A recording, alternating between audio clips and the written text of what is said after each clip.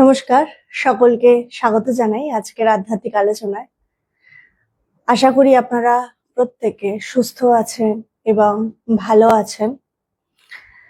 আলোচনা শুরু করবার পূর্বে আমি আমার গুরু ইন্টারন্যাশনাল বেদান্ত সোসাইটির প্রতিষ্ঠাতা প্রাণপুরুষ উপাস্য শ্রী শ্রী ভগবানের চরণে জানাই শতকোটি প্রণাম।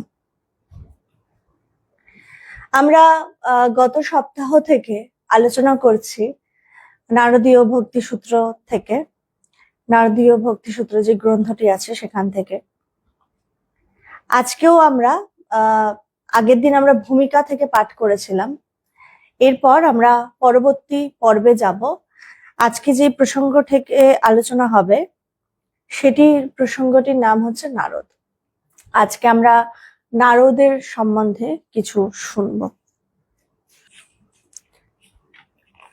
আগের দিন আমরা ভূমিকাতে পড়েছিলাম এবং জেনেছিলাম যে ভক্তিপথ সম্বন্ধে, ভক্তিপথ আসলে কেমন এবং ভক্তিপথ যতটা সহজ বলে মনে হয় ততটাও সহজ না, সেগুলো সম্বন্ধে আমরা ভূমিকাতে অল্প জেনেছিলাম।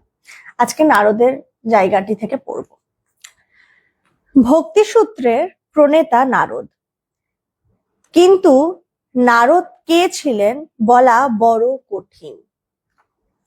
পৃথিবীর প্রাচীন শাস্ত্রগুলির মধ্যে অন্যতম ছান্দোগ্য উপনিষদে নারদের নামের প্রথম উল্লেখ পাওয়া যায়।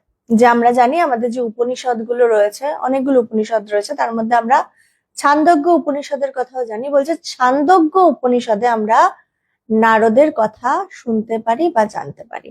এবং নারদ কে ছিলেন? তিনিই কিন্তু ভক্তি সূত্রের প্রণেতা তাকে বলা হয়। এই যে ভক্তি নিয়ে যে আমরা আলোচনা করি, চর্চা করি, সেখানে আমরা দেখি তিনি আধ্যাত্ম জ্ঞান পিপাসু হয়ে মহর্ষি সনত কুমারের নিকট যাচ্ছেন। বলছেন তিনি কি করছেন? বলছেন তিনি আধ্যাত্মিক জ্ঞানের পিপাসু হয়ে মহর্ষি সনত কুমার, আমরা যে সনত কুমার আমরা জানি ব্রহ্মার যে পুত্র ছিল, তার কাছে তিনি কি করতে যাচ্ছেন? তিনি যাচ্ছেন আধ্যাত্ম জ্ঞান পিপাসু হয়ে। ওই গ্রন্থে উল্লেখ আছে যে নারদ কলা, বিজ্ঞান, সঙ্গীত, দর্শন এবং প্রাচীন শাস্ত্রাদির সকল বিভাগেই তিনি ছিলেন পারদর্শী।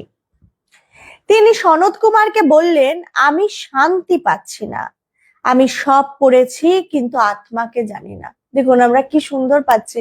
নারদ কিন্তু তিনি সমস্ত বিষয়ে পারদর্শী ছিল।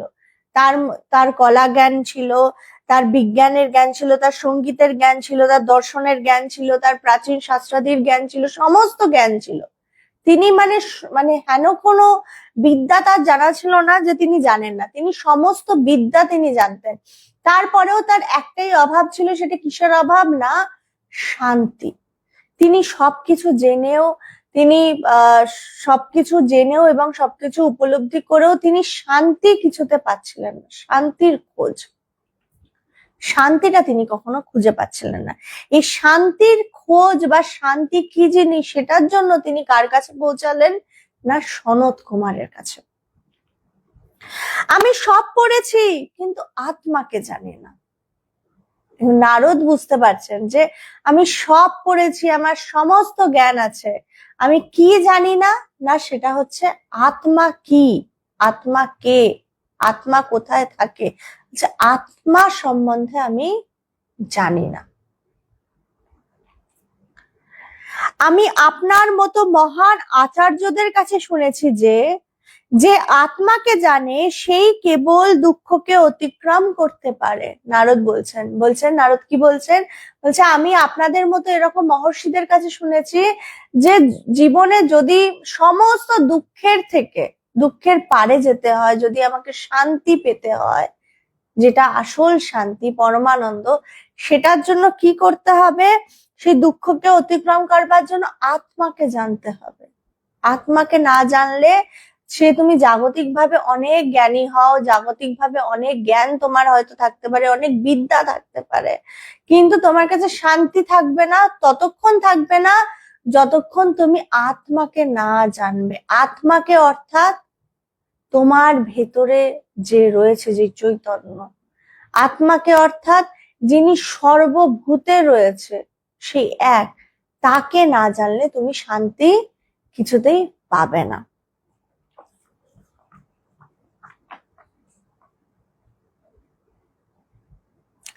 আমার কপালে চির দুঃখ, নারদ বলছেন, আমার কপালে চির দুঃখ।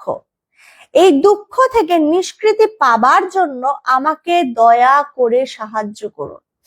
আমরা কার কথা প্রসঙ্গ পড়ছি না? নারদের। তিনি কিন্তু ভক্তি সূত্রের প্রণেতা, কিন্তু তিনি সনত কুমারকে কি বলছেন যে আমাকে দয়া করে সাহায্য করুন। কিসের জন্য সাহায্য করতে বলছে? আমি যাতে দুঃখের থেকে নিষ্কৃতি পাই সেটার জন্য সাহায্য করুন। এই দুঃখ কিন্তু আমাদের প্রত্যেকের জীবনে প্রত্যেকটা দিন প্রত্যেকটা মুহূর্তে অনুভব করি। আজকে ভালো আছি তো আগামীকাল কিছু থেকে না কিছু থেকে দুঃখ পাই, এবং এই দুঃখের থেকে কিন্তু আমরা কেউই একেবারে উদ্ধার পাই না। মানে একেবারে দুঃখ কোনোদিন এলো না, দুঃখ কি জিনিস অনুভব করবো না, এই জিনিসটা থেকে যে পরিত্রাণ পাবো সেটা কিন্তু আমরা পাই না। এটা পাওয়ার জন্য কি করতে হবে নারদ কিন্তু বলে দিচ্ছেন, বলছে এটা থেকে তুমি নিষ্কৃতি পাওয়ার জন্য তোমাকে আত্মাকে জানতে হবে। এবং আত্মাকে জানবে কোথায় থেকে? একা একা তো তুমি সেটা অনুভব করতে পারবে না, একা একা তো জানতে পারবে না। আত্মাকে জানতে পারবে একমাত্র যখন তুমি গুরুর শরণাগত হবে, যখন তুমি গুরু সঙ্গ করতে পারবে বা সৎ সঙ্গ করতে পারবে, সাধু সঙ্গ করতে পারবে। আচ্ছা, তাদের থেকে তুমি আত্মাকে কি করে উপলব্ধি করতে হয় সেটার তুমি জ্ঞান পাবে। এভাবে গুরু ও শিষ্যের মধ্যে অনেক আলোচনার পর এভাবে গুরু অর্থাৎ সনত কুমার এবং শিষ্য কে না? নারদ। সনত কুমার এবং নারদের যে কথোপকথন হচ্ছে, সেখানে আলোচনা যে হচ্ছে, এভাবে গুরু ও শিষ্যের মধ্যে অনেক আলোচনার পর সনত কুমার নারদকে বললেন, দেখুন কি বলছে সনত কুমার নারদকে, কি বলছে? ভূমাই বা সুখম না অল্পে সুখমস্তি।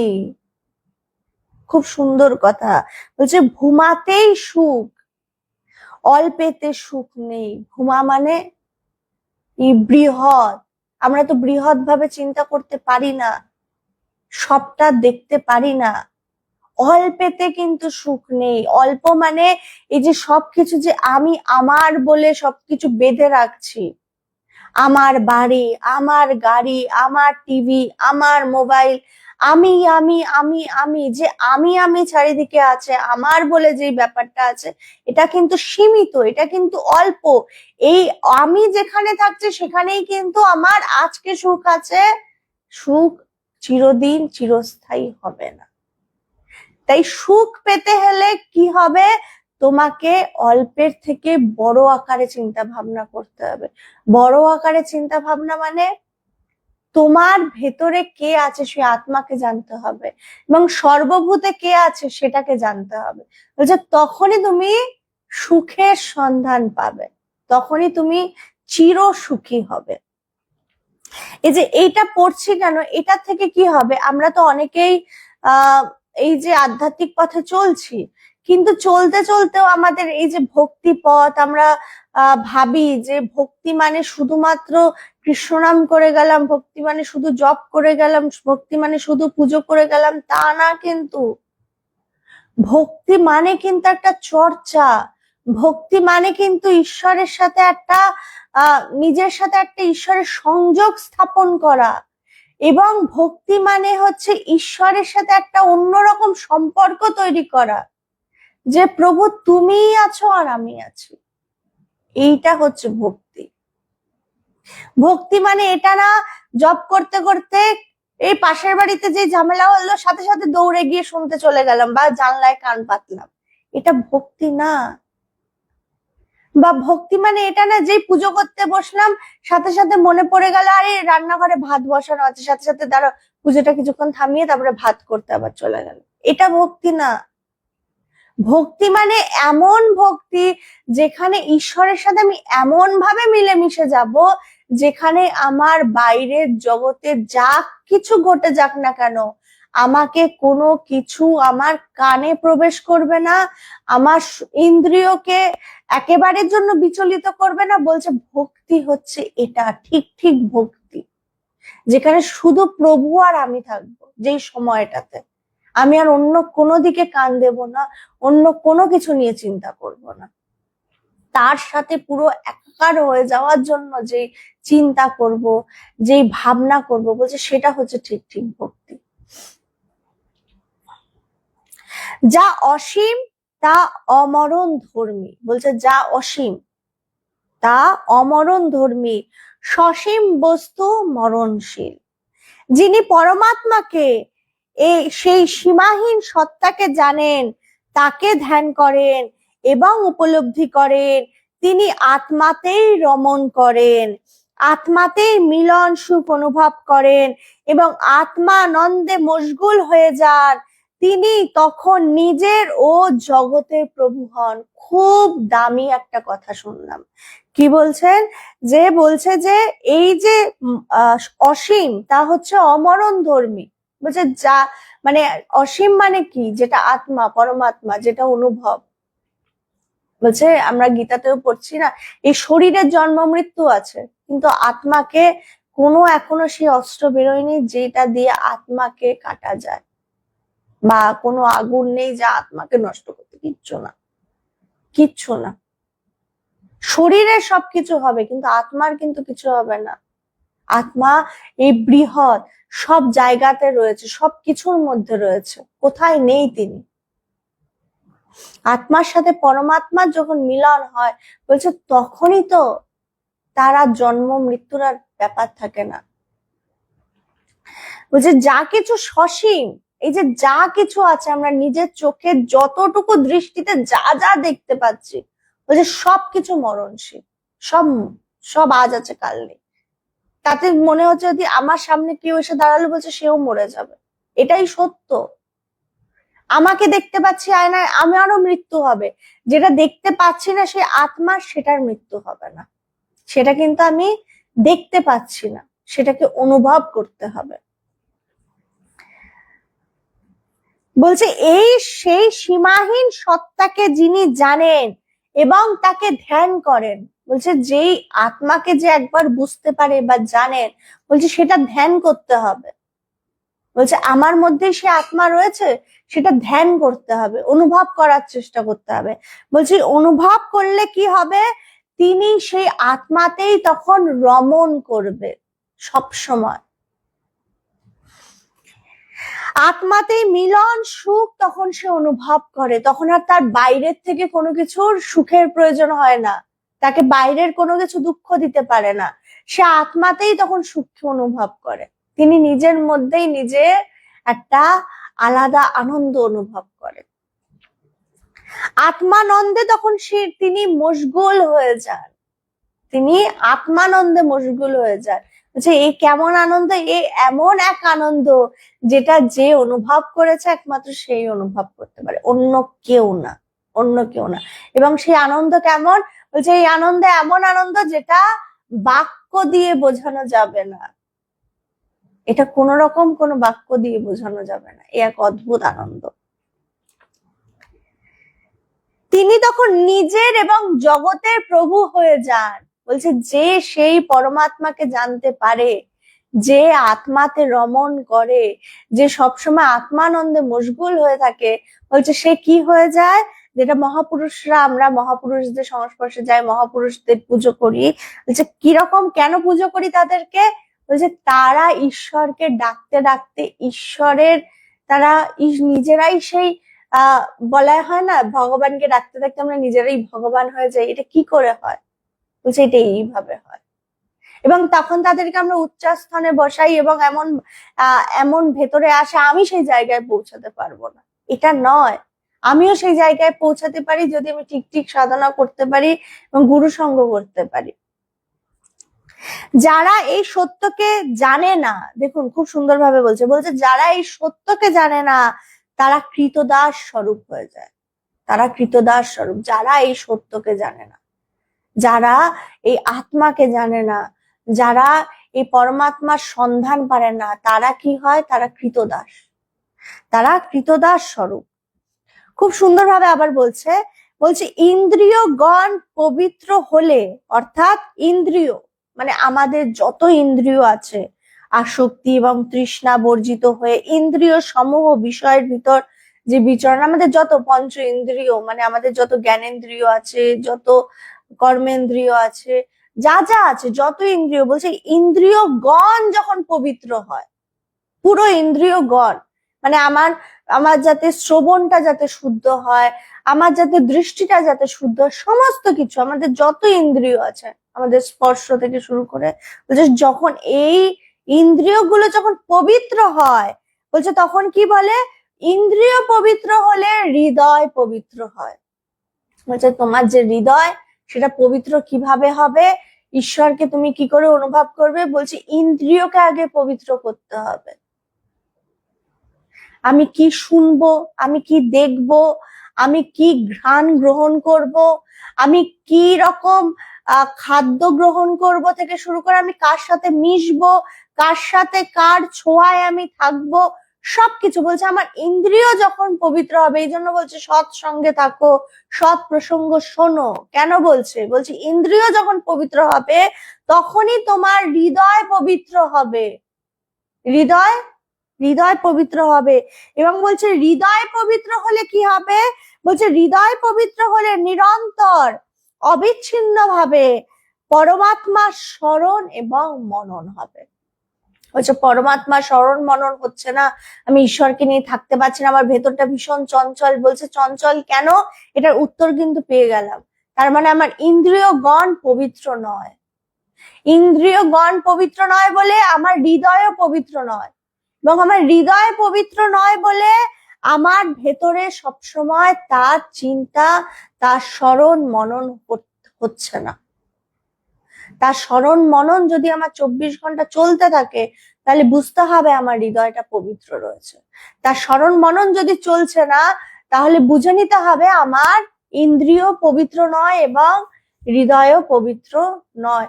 তখন কি করতে হবে, তখন এটা মাথায় আনতে হবে এবং তখন চেষ্টা করতে হবে। আরে আমি তো কিছুদিন আগে শুনলাম এই আলোচনায় যে নারদীয় ভক্তি সূত্রে বলছে যে ইন্দ্রিয়গণকে পবিত্র করতে হবে। ইন্দ্রিয়গণ পবিত্র হলে আমার হৃদয়টা পবিত্র হবে, আমার হৃদয়টা পবিত্র হলে তাহলেই কি হবে, আমার তার স্মরণ মনন হবে, অবিচ্ছিন্ন ভাবে হবে, অবিচ্ছিন্ন ভাবে। বিচ্ছিন্ন ভাবে কিন্তু কিছু বলছে না, বা অল্প অল্প হবে তাই বলছে না, বলছে অবিচ্ছিন্ন ভাবে তখন পরমাত্মা স্মরণ মনন হয়। এবং এইরূপ ধ্রুবা স্মৃতি লাভের ফলে সকল বন্ধন শিথিল হয়ে যায়, শিথিল হয়ে যায়, সাধক তখন মুক্ত হয়। বলছে সাধক কখন মুক্ত হয়, কিভাবে মুক্ত হয়, বলছে এইভাবে যখন অবিচ্ছিন্ন ভাবে তার স্মরণ মনন চলতে থাকে তখন ধ্রুবা স্মৃতি লাভের ফলে সকল বন্ধন মানে যত বন্ধন রয়েছে আমার, যত বন্ধন আছে সকল বন্ধন থেকে আমি মুক্ত হই, এবং মুক্ত হয়ে আমি চিরমুক্ত হয়ে যাই, আমি সেই পরমাত্মার সাথে একাকার হয়ে যাই। এবং তখন কি হয়, বলছে সাধক তখন মুক্তি লাভ করে, অর্থাৎ মুক্ত হয়। এবং মুক্ত হলে কি হয়, বলছে তখন আর এই সংসারে আর আমাকে জন্মাতে হয় না, এই জন্ম মৃত্যুর পারে চলে যায় সাধক, তখন আর তাকে এই সংসারের যন্ত্রণা থেকে সে চিরমুক্ত হয়ে যায়। তাকে এই যে বারবার জন্ম বারবার মৃত্যুর এই যে একটা চিরাচরিত যে নিয়ম সেগুলোর থেকে সে মুক্ত হয়ে যায়, তাকে আর এগুলোর মধ্যে থাকতে হয় না। এরপর আমরা শ্রীমদ্ ভাগবতে নারদের উল্লেখ পাই, সেখানে তিনি একজন ব্রহ্মজ্ঞ মহাপুরুষ হয়েছেন।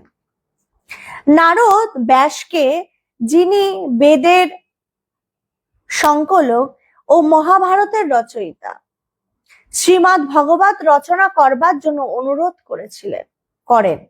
এ সূত্রে নারদ ব্যাসকে তার জন্মের ইতিহাস বলেন, এক জন্মের নয় 2 জন্মের ইতিহাস। দেখুন নারদ কিভাবে নারদ হয়েছেন, এক জন্মে হননি, তার অনেকগুলো জন্ম নিতে হয়েছে, এবং এক এক জন্মে তিনি এক একটা ধাপে এসে পৌঁছেছেন। তারপরে গিয়ে তিনি কিন্তু সেই পরমাত্মার সন্ধান পেয়েছে, মুক্তি লাভ করেছেন, এবং তিনি কিন্তু ব্যাসকে বলেছিলেন, ব্যাসদেবকে, যে তুমি ভগবত মহাভারত রচনা করো, শ্রীমৎ ভগবত গীতা রচনা করো।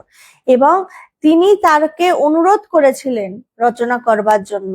এ সূত্রে নারদ তখন তার ব্যাসদেবকে তিনি তার জন্মের ইতিহাস তুলে ধরেছিলেন, এবং তিনি তার জন্মের ইতিহাস কি বলছেন, দুটো জন্মের ইতিহাস তিনি তুলে ধরবেন। প্রথম জন্মের ইতিহাস এরকম: আমার গত জন্মের কথা এবং কিভাবে আমি স্বর্গীয় শান্তি ও মুক্তির অধিকারী হয়েছি তা আমি বলছি। ঋষিদের তপবনে আমার মা ছিলেন দাসী। তাদের ঘনিষ্ঠ সংসর্গে আমি লালিত পালিত হয়েছি এবং তাদের সেবা করেছি। ঋষিদের তপবনে তার মা ছিলেন দাসী ঠিকই, কিন্তু তিনি ঋষিদের সংস্পর্শে, তিনি সবসময় ঋষিদের সাথে ওঠা বসা এবং তাদের প্রচুর সেবা করেছেন। এই যে বলছেন না, সাধু সেবা, সৎসঙ্গ এবং গুরুর সেবা, এই যে এগুলো করার যে কতটা পুণ্য, সেটা কিন্তু এখানে তুলে ধরা হচ্ছে, যে এক জন্মে কিন্তু তার এখানে হয়নি। বলছে তাই জন্য যত পারো তুমি সাধু সঙ্গ করো, যত পারো সৎসঙ্গ করো, সৎ প্রসঙ্গে থাকো। যদি সাধু সঙ্গ করার সুযোগ না পাচ্ছ, নিজে নিজে বই পড়ো, নিজে নিজে জোরে জোরে পড়ো এবং প্রসঙ্গের মধ্যে নিজেকে রাখো, নাহলে জপ করো, ধ্যান করো, কিছু একটা সৎ প্রসঙ্গে রাখো নিজেকে, সবসময় তার চিন্তায় ডুবিয়ে রাখো। তাদের ঘনিষ্ঠ সংসর্গে আমি লালিত পালিত হয়েছি এবং তাদের সেবা করেছি। সেই পবিত্র সৎসঙ্গে থেকে আমার হৃদয় পবিত্র হয়েছে। বলছে সেই পবিত্র সৎসঙ্গে, বলছে তাদের শুধু সঙ্গ করেছেন, তিনি কিছু বোঝেননি, কিন্তু সেবা করেছেন, সঙ্গ করেছেন, তাতে কি হয়েছে, তার হৃদয়টা পবিত্র হয়েছে, সুন্দর হয়েছে, তার মধ্যে শ্রদ্ধা এসেছে, তার মধ্যে কি করে সাধুদের সেবা করতে এবং তারা সবসময় যে ঈশ্বরীয় চর্চায় থাকতেন সেগুলো তার শোনার সৌভাগ্য হয়েছে। মহাপুরুষের কৃপা ও দেব মানবগণের সংসর্গই ভগবত প্রেম ও ভগবান লাভের উপায়। যে ভগবান লাভের উপায় কি বলছে, মহাপুরুষদের কৃপা, দেব মানবগণের সৎসঙ্গ, সংসর্গই ভগবত প্রেম ও ভগবান লাভের উপায়। আধুনিক যুগের প্রখ্যাত মহাপুরুষ স্বামী বিবেকানন্দ বলেছেন, সকল প্রকার বন্ধন মুক্ত একজন মহাপুরুষের শরণাগত হও। স্বামী বিবেকানন্দ বলেছেন, বলছে যে সকল প্রকার, তিনি সমস্ত প্রকার যিনি বন্ধন মুক্ত পুরুষ, সেই মহাপুরুষের সঙ্গ করো। কেন সঙ্গ করতে বলছেন? বলছে একমাত্র তাদের কাছে গেলেই কিন্তু তুমি সংসারের চিন্তা ভাবনা করতে হবে না, একমাত্র তাদের সঙ্গ করলে কিন্তু তোমাকে বলবে না সংসারে এটা করতে হবে সেটা করতে হবে, তারা একটাই কথা বলবে, ঈশ্বরীয় কথা, নইলে বলবে তুমি ধ্যান করো, নইলে বলবে জপ করো, নইলে বলবে এইসব কথা ছাড়ো, সংসারীয় আলোচনার থেকে তোমাকে দূরে সরাবে। এবং এই সৎসঙ্গ করলে কি হবে, বলছে হৃদয়টা পবিত্র হবে। তিনি কৃপাপূর্বক যথা সময় তোমাকে মুক্ত করবেন। বলছে তিনি কৃপা করে, মহাপুরুষদের তুমি যদি সঙ্গ করো, তার যদি সেবা করো, বলছে তিনি কৃপাপূর্বক তোমাকে মুক্ত করবেন। তিনি কৃপা করে তোমাকে মুক্ত করবে, তোমাকে কিচ্ছু করতে হবে না, তাকে কিচ্ছু বলতে হবে না, তুমি শুধু তার সঙ্গ করো। আজকে এই যে আমরা যারা আমাদের গুরুদেবের সঙ্গ করেছি, ভগবানের সঙ্গ, আমরা কি কোনো বিরাট তপস্যা করেছি যে সাধু হওয়ার জন্য? কটা গুহায় গিয়ে কত ঘন্টা ধ্যান করেছি আমার তো মনে পড়ে না। কিন্তু এই রকম জীবন যাপন করার সুযোগ পাচ্ছি কি করে, হলাম কি করে? তার শুধু সঙ্গ করেছি, তার শুধু সঙ্গ করেছি, তিনি আমাদের শুধু ভালোবেসেছেন এবং আমরা তাদেরকে শুধু ভালোবেসেছি তাকে। তিনি ছাড়া আর কিছু বুঝিনি, তিনিও আমাদেরকে এমন ভাবে রাখতেন, আজকে তার সঙ্গ করে কোথায় পৌঁছেছি। এই যে বলে না সৎসঙ্গে কি হয়, তার যদি একটা উদাহরণ থাকে, সেটা তো আমি জনে জনে অন্যকে যদি নাও দেখাতে পারি, আমি নিজেকে দেখাতে পারি। এই তার সঙ্গ করে আজকে কিন্তু এই জায়গায় পৌঁছেছি। কিচ্ছু করিনি, কোনো বিরাট বিরাট শাস্ত্রগ্রন্থ পড়িনি, কোনো বিরাট বিরাট কি বলবো ঘন্টা ধরে তপস্যা করিনি, কিচ্ছু করিনি, শুধু তার সঙ্গ করেছি, শুধু তার সঙ্গ করেছি। এবং তার সঙ্গ করে হৃদয়ের এমন পরিবর্তন হয়েছে যে আজকে এইখানে পৌঁছতে পেরেছে। মহাপুরুষ কি করতে পারে? এটা করতে পারে। তিনি তোমার মনটাকে, তোমাকে কিচ্ছু করতে হয় না, কিচ্ছু করতে হয় না, কিছুই করতে হয় না তোমাকে। যেমন ভাবে বাগানের মালি থাকে না, সে কি করে যে গাছগুলো যেমন সে লাগায় তেমন কিন্তু সে পরিচর্যাটা কিন্তু সে করতে থাকে, সে সুন্দর করে পরিচর্যা করে, সে কাটে, কখনো সে জল দেয়, কাটতে গেলে তখন তো গাছগুলোর ভীষণ যন্ত্রণা করে, কিন্তু ওই কাটাটাই কিন্তু তাকে কিন্তু পরবর্তীকালে আবার নতুন ডালপালা গাজাতে সাহায্য করে। ঠিক তেমন ভাবে তুমি যদি মহাপুরুষের ঠিক ঠিক মহাপুরুষের সঙ্গ করো, সে তোমাকে হয়তো একদিন প্রচন্ড ঝাড়বে, প্রচন্ড বকা দেবে, আবার এক একদিন সে তোমাকে এমন ভালোবাসে। কিন্তু মহাপুরুষদের ভালোবাসাটাও যেমন আশীর্বাদ, বলছে ঝাড়টা বকাটা আরো বেশি আশীর্বাদ। বলছে তুমি যদি বকা না খেলে তাহলে কি তার আশীর্বাদ পেলে? তাহলে তো তুমি একেবারে মানে কিছুই তার কৃপা পেলে না। বলছে বকাটা কৃপা, বকাটাই আসল কৃপা ভালোবাসার থেকে। তিনি যদি তোমায় বকা না দেয় তাহলে তোমাকে নিজের ভাবলেন কি? তিনি তোমাকে নিজের ভাবলেন বলেই না তোমাকে বকা দিলেন, তাই তবেই না তোমাকে হাত ধরে তিনি শেখালেন এটা করো এইভাবে, ওটা করো এইভাবে।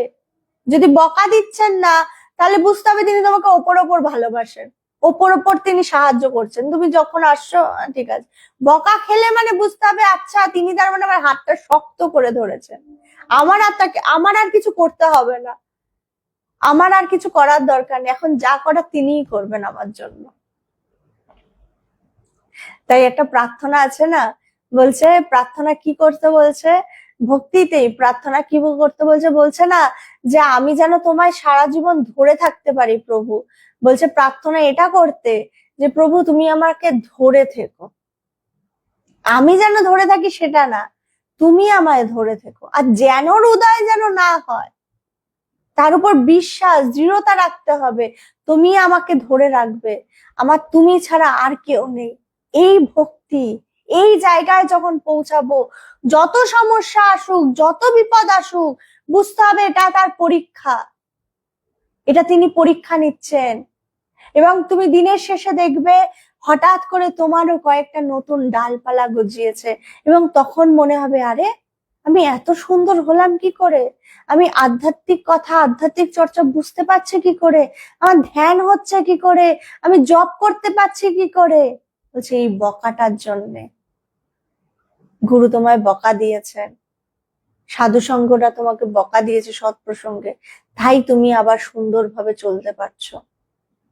তার কাছে যদি বকা না খাও, তার কাছে যদি একটা লাঠির বাড়ি না খাও, তাহলে কি সঙ্গ করলাম তার, তাই না?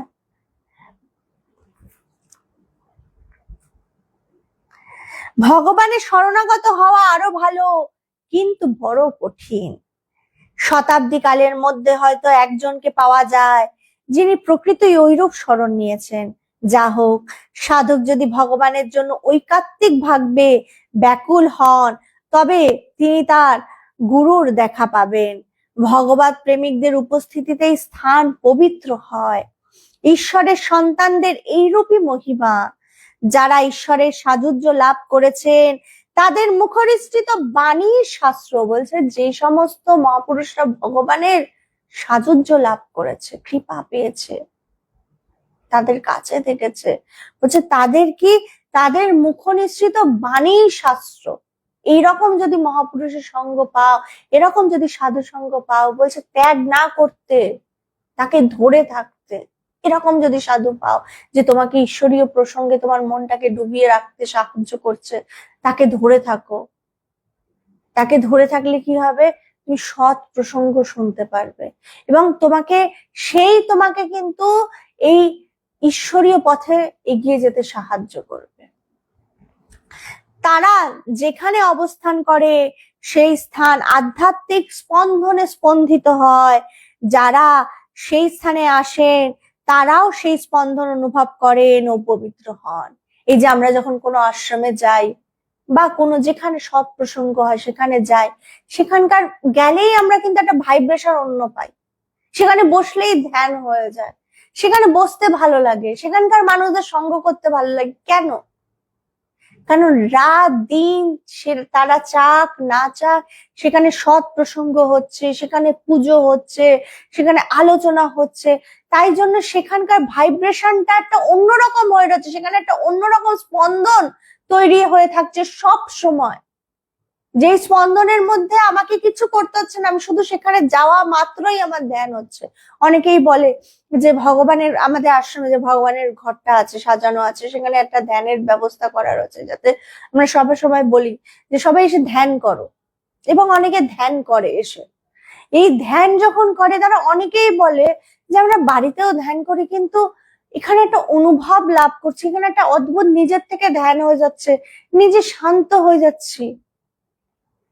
সেদিন সব থেকে আমার ভালো লাগলো যে অনেক দিনের পরিচিত একজন ভক্ত তাড়াতাড়ি এসেছে আশ্রমে। কি করতে? অনেক দূর থেকে এসেছে কষ্ট করে।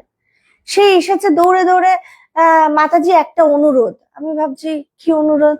মাতাজি তোমাকে একটা অনুরোধ করবে। আমি বললাম আচ্ছা কি অনুরোধ করবে? হ্যাঁ, বিকেল 4টের মধ্যে চলে এসেছে। বলছে আমি একটা অনুরোধ করবো মাতাজি। যে কি অনুরোধ? বলছে আমি একটু ভগবানের ঘরে বসে ধ্যান করতে চাই। এর থেকে আনন্দের আর কি হতে পারে? কি মানে তার অনুরোধ কি না ভগবানের কাছে বসে সে ধ্যান করবে, এবং সে 1-1.5 ঘন্টা বসে ধ্যান করলো। তাকে কিন্তু কিছু বলতে লাগলো না, সে নিজে ছুটে এসেছে কি শুধু ধ্যান করতে, অনেক দূর থেকে। এটা কতটা ভালোবাসা থাকলে, কতটা ভক্তি থাকলে এটা হতে পারে। আমরা কয়জন আশ্রমে ছুটে যাই শুধু ধ্যান করতে? যাই না। আমরা ভাবি কি ঘরে বসেই ধ্যান হবে। ঘরে বসে ধ্যান হয় না। ঘরে বসে যেই ধ্যান করতে বসবে মনে পড়বে আরে ডালটা তো ভেজানো হলো না আগামীকালের রান্নার জন্য। যেই ধ্যান করতে বসবে সাথে সাথে আবার বাড়ি থেকে একটা ডাক আসবে, এই এটা করে বসলে না তো, এটা করো তারপরে ধ্যান করতে বসো। আবার ধ্যান করতে যেই বসলে মনে পড়ে গেল আরে এই অফিসের এই কাজটা তো ছিল সেটা সারা হলো না। আবার যে কিছুক্ষণ বাদে ধ্যান করতে বসবে আরে মনে পড়ে যাবে আরে আমাকে এখন তো একটু বাথরুমে যেতে হবে, বাথরুম পেয়ে গেল। কিছু না কিছু তোমার সব সময় একটা, তুমি যাতে ধ্যান করতে না পারো সেই নানা রকম অসুবিধা কিন্তু তৈরি হতে থাকবে। তো এই আশ্রমে কেন যেতে লাগে? বলছে আশ্রমে গিয়ে তোমাকে চেষ্টা করতে হয় না, সেখানে একটা স্পন্দন এমনিই তৈরি হয়ে থাকে, সেখানে একটা এমনি আবহাওয়া, সেখানকার একটা অন্যরকম পরিবেশই তৈরি হয়ে থাকে, যেখানে তোমাকে চেষ্টা করতে হয় না ধ্যান করা। এই আশ্রমে গিয়ে, যে কোনো আশ্রমে গিয়ে বসে আমরা ভক্তরা মিলে আবার একটা গল্পর আড্ডাখানা তৈরি করে ফেলি। বলছে আড্ডাখানা তৈরি করো না, আশ্রমে গেছো সেই সময়টাকে সৎ উপয়োগ করো, সেখানে সৎ প্রসঙ্গ শোনো, সেখানে বসে ধ্যান করো। বলছে এটা করলে কি হবে? বলছে এটা করলে তোমার পুঁজি তৈরি হবে, এবং এই পুঁজি তৈরি হলে কি হবে?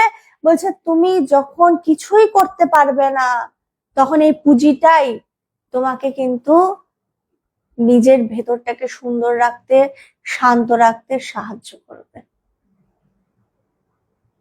তাই যতটা পারা যায় তার নাম গুণগান করতে থাকি, যতটা পারা যায় রোজ ঘুম থেকে উঠে একটা প্রার্থনা করতে থাকি, তুমি কিন্তু আমার জগতে সবাই সবাই আমায় ছেড়ে চলে যাক, তুমি আমাকে ছেড়ে চলে যাও না, তুমি আমার সাথে সব সময় থেকো, আমি তোমাকে ভীষণ ভালোবাসি এবং তুমি আমাকে সবসময় আগলে রেখো।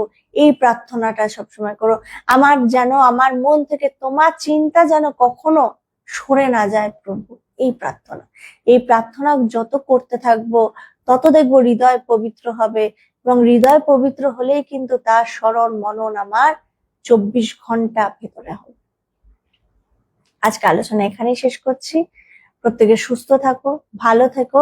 আজকে আলোচনায় যেটা পেলে প্রত্যেকে, যে ইন্দ্রিয়কে পবিত্র করতে হবে, তাহলে কি হবে? হৃদয় পবিত্র হবে, এবং হৃদয় পবিত্র হলে কি হবে? তার স্মরণ মনন সবসময় চলতে থাকবে। এটা যেন আমরা মাথায় রাখি। সবাই ভালো থাকো। জয় ভগবান।